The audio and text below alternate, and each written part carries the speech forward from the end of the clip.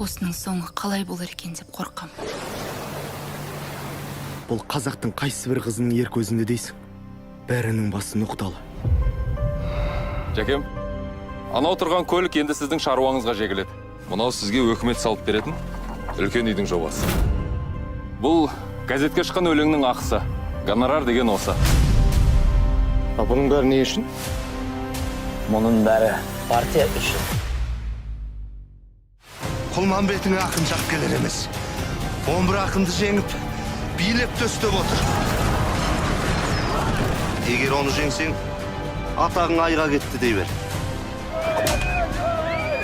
Хотим в Москву отправить во главе с делегацией Джамбыла Джабаева. А что, если он прямо в Москве выдаст, что ему в голову взбредет? Тогда сам будет виноват. Он söylediğini bunu alıp git.